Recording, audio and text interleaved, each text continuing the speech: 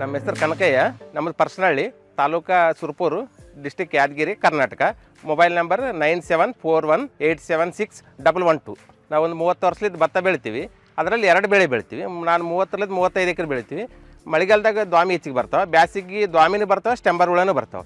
ಅದರಲ್ಲಿ ಇದೆಲ್ಲ ತೆನೆ ಒಣಗೋದು ಜಾಸ್ತಿ ಆಗ್ತದೆ ಬ್ಯಾಸಿಗೆ ಬೆಳೆ. ಮಳೆಗಾಲದಾಗ ಅಷ್ಟು ಇರಲ್ಲ. ನಾವು ಈಗ ಭತ್ತದಲ್ಲಿ ದ್ವಾಮಿ ಜಾಸ್ತಿ, BPH ಜಾಸ್ತಿ, ಅದರಲ್ಲಿದ್ದ ಎಕರೆಗೆ 4-5 ಚೀಲ ಲಾಸ್ ಆಗ್ತಾವೆ. ಆಮೇಲೆ ನೆಕ್ಸ್ಟ್ ಏನಂದರೆ ಸ್ಟೆಂಬರ್ ಜಾಸ್ತಿ, ಅದರಲ್ಲಿದ್ದ ಎಕರೆಗೆ 5-6 ಚೀಲ ಕಟಾವು ಆಗಿಬಿಡುತ್ತೆ. ಖರ್ಚು ಜಾಸ್ತಿ, ವಿಪರೀತವಾಗಿ ಎಣ್ಣೆ ಹೊಡಿತೀವಿ, ಗುಳಿ ಹೊಡಿತೀವಿ. ಅದರಲ್ಲಿದ್ದ ಇಳುವರಿನೂ ಭಾಳ ಕಡಿಮೆ ಆಗ್ತಾವೆ.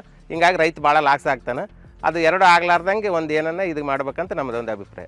ಈಗ ಭತ್ತದಲ್ಲಿ ದ್ವಾಮಿ ಬರ್ತಾವಲ್ರಿ, ಬಂದಾಗ ಅಂಗಡಿಗೆ ಹೋಗಿ ಎಣ್ಣೆ ತರ್ತೀವಿ, ಎಣ್ಣೆ ತಂದು ಲೇಬರ್ ಹಚ್ಚಿ ಇದು ಎಣ್ಣೆ ಒಡಿಸೋಣ. ಅದು ಸರಿ ಕೆಲಸ ಮಾಡಲಿಲ್ಲ ಅಂದ್ರೆ 15 ದಿನಕ್ಕೆ ಮತ್ತೆ ರಿಪೀಟ್ ಮಾಡ್ತೀವಿ.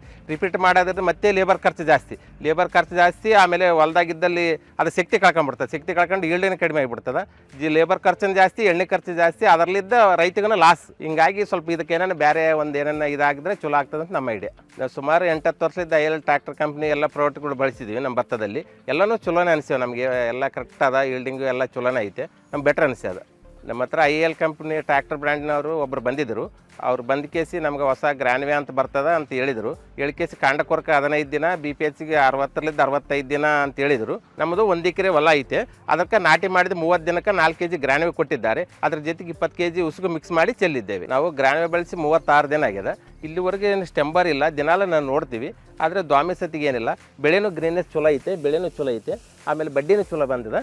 ಆಮೇಲೆ ಬಡ್ಡಿನೂ ನೋಡ್ಬೋದು. ಇದಕ್ಕೆ ಬಡ್ಡಿನೂ ಬೇಸೈತೆ, ಇದು ಗ್ರೀನೆಸ್ಸೂ ಐತೆ. ಆಮೇಲೆ ಬೆಳೆನೂ ಚಲೋ ಇದೆ. ಮುಂದೆ ದ್ವಾಮಿ ಬರೋ ಅವಶ್ಯಕತೆನೇ ಕಾಣವಲ್ದು. ಇದೇನು ಸ್ಪ್ರೇ ಮಾಡೋ ಅವಶ್ಯಕತೆನೇ ಇಲ್ಲ. ಬೆಟ್ರ್ ಅನಿಸ್ತದೆ ನಮ್ಗೆ.